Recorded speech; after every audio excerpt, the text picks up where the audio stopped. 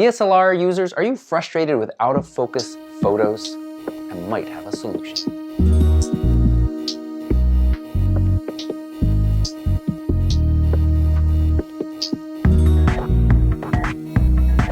To be fair, this solution corrects just one possible issue causing out-of-focus shots. Other possible issues: making sure your shutter speed's fast enough to avoid handshake, making sure you are choosing the focus point, and making sure your aperture is appropriate for the scene. But even if you do all of that 100% correctly, you may still find a number of your shots are out of focus. It's not your fault, and I'm going to show you the absolute easiest way to correct this issue. But first, a quick and simplified lesson on how a DSLR focuses. When you use the viewfinder to take a photo, you're using the phase detection brain in the camera. This smart and capable brain can look at the light entering the AF sensor and determine if the subject is in focus. If it's not in focus, it instructs the lens to adjust accordingly.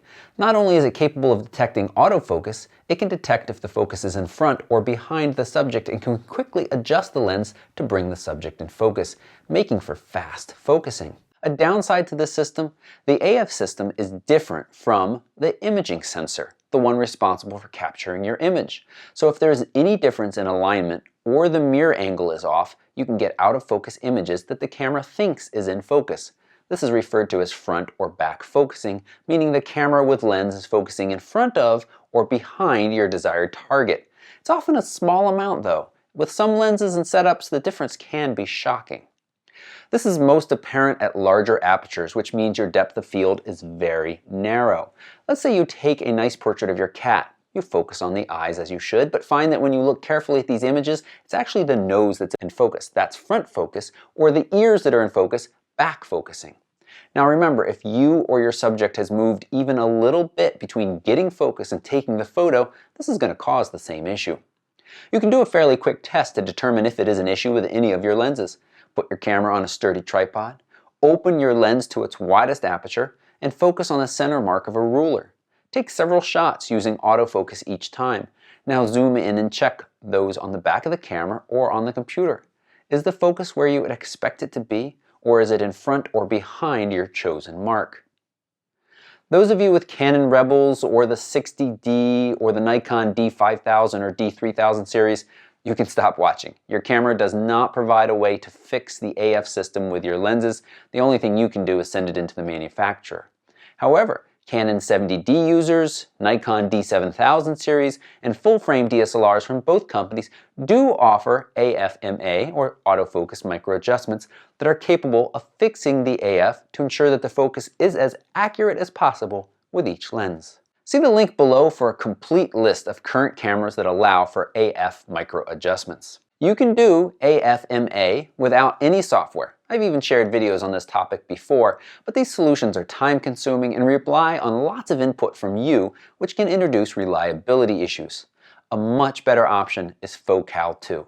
This is software from Ricoh. This is the latest version, really makes the process painless, and with some cameras it's completely hands-free. The 70D is one of those hands-free cameras, so let's take a look. I'm going to also show you how it works when the camera doesn't support hands-free. It's still way less painful than any other method I've tried. Step 1. Set up in a room with good, consistent light.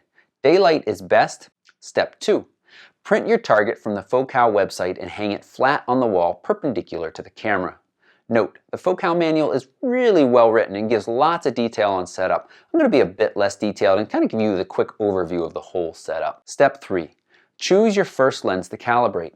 In my case, the Sigma 50mm f1.4, and use the distance calculator on the Focal website to determine appropriate testing distances.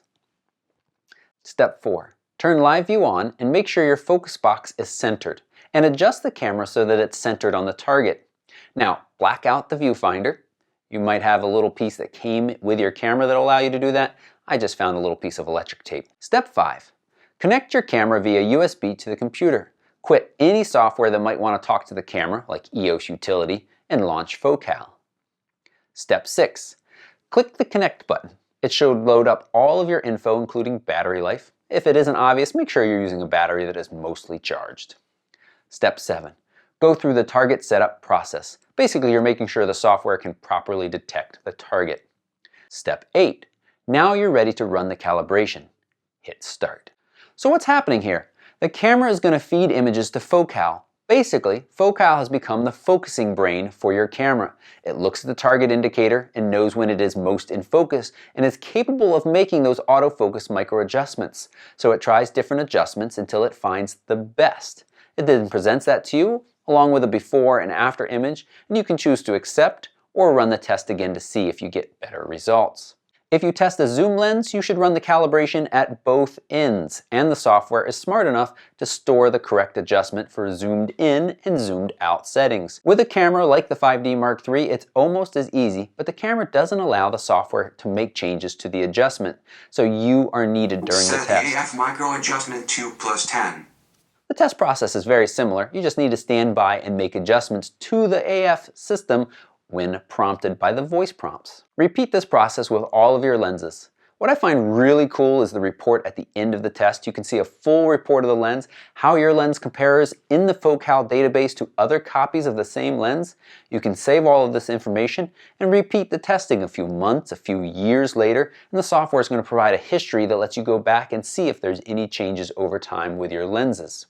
It's quite possible, as things often get out of alignment with age. If you've got a collection of lenses, especially lenses with faster aperture, you want to make sure they're focusing as accurately as possible with your camera, and Focal 2 is the easiest and most reliable way I've found to make sure that's happening. If you found this video helpful, take a moment to hit the thumbs up button and subscribe. You can also follow me on Instagram for more images and a peek at what I'm up to between these videos. Thanks for watching.